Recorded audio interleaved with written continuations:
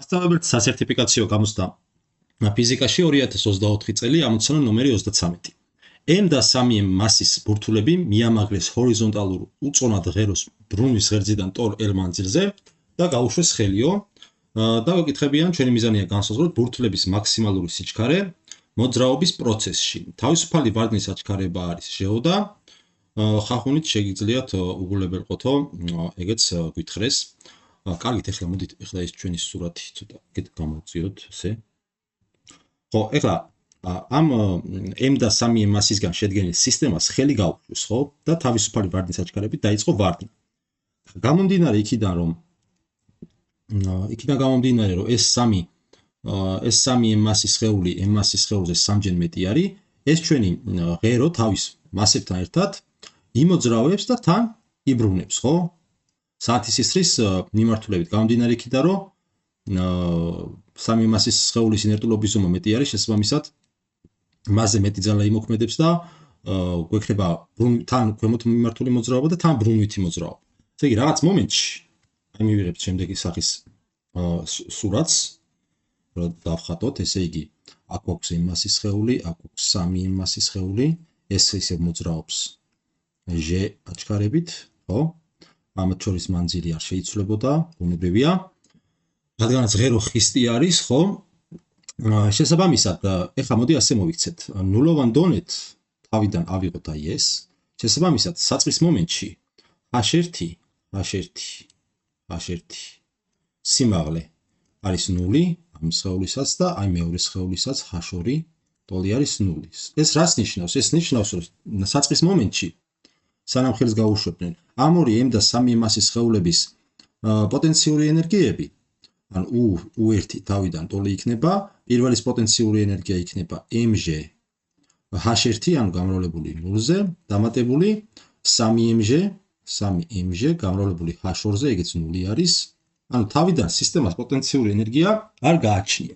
მაგრამ შემდეგ ნახეთ რა მოხდა. შემდეგში მოხდა ესეთი სიტუაცია, აი ეს ისევ ნულოვან დონეთ გვაქვს, ხო? ნულოვან დონეთ გვაქვს, მაგრამ ამ მასის სხეულმა აიწია L სიმაღლეზე. ესე იგი, ამ შემთხვევაში უკვე H1' დავარქვათ, H1' გახდა L-ის ტოლი და მეორე შემთხვევაში L H2' გახდა უკვე H2' გახდა უკვე მინუს L-ის ტოლი, რადგანაც ნულოვანი დონეთა გვაქვს აი ეს ღერძი არჩეული, ხო? შესაბამისად, რა გამოგვივიდოდა, უკვე მეორე მდგომარეობაში U2-ში ჩვენი პოტენციური ენერგია გახდებოდა mg H1' დამატებული 3mg, იმიტომ რომ მეორე სხეულის მასა 3m-ია, mg H2'.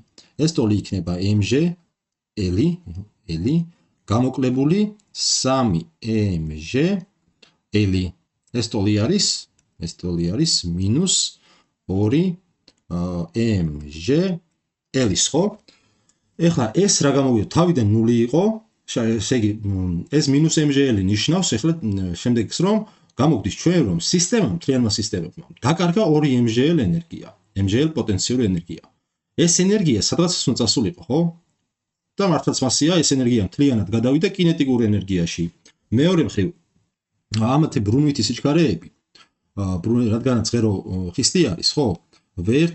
V1 ტოლი იქნება V2-ის. და ტოლი იქნება, მოდი ეს V-ი აღვნიშნოთ და კინეტიკურ ენერგიაში უნდა გადასულიყო mg-L-ში. ეს ჩვენი 2 mg-L-ში, ეს ჩვენი სისტემის პოტენციური ენერგია. ამასთან E კინეტიკური ენერგია რის ტოლი იქნება, მეორე შემთხვევით ცოტა დავწერთ, ეს იქნება mv1-ის კვადრატ ნახევარს დამატებული mv2-ის კვადრატ ნახევარი. ეს 3mv კვადრატი ნახევარი, რადგანაც მეორე სხეულის მასა 3m-ია, არ შეგვეშალოს. ეს V1 და V2 ერთმანეთის ტოლია და რა გამოგდის? ეს გამოგდის 2mv-ს ტოლი. და ეს 2mv, ხო, ეს ჩვენი 2mv უნდა გადავიდა საათ, ესე იგი. ეს ჩვენი 2mv, mv კვადრატი, mv რატო დავწერე? 2mv კვადრატი გადავიდა 2mgl პოტენციური ენერგიაში. პირიქით, უბრალოდ 2mgl პოტენციური ენერგია გადავიდა კინეტიკურ ენერგიაში, ხო? ეგ დაშვება ქონდა ამოცანის განხილვის დროს, ეგრე გამოგვივიდა, რომ ეს გადავიდა კინეტიკურ ენერგიაში და არა პირიქით, კინეტიკური ენერგია არ გადასულა 2mgl ენერგიაში და აქედან ჩვენ გვაინტერესებს აი ეს b. აქედან ჩვენ გამოგვივა რომ ეს ორი იმები შეგვეკვეცება, აქედან v კვადრატი ტოლი გამოგვივა ჟ-ლის, საიდანაც v-თვის მივიღებთ რომ v ტოლი ყოფილა p-სვი ჟ-ლის. ასე რომ საბოლოოდ თუ დავწერთ ახლა ჩვენ პასუხს v ტოლი არის p-სვი ჟ-ლის.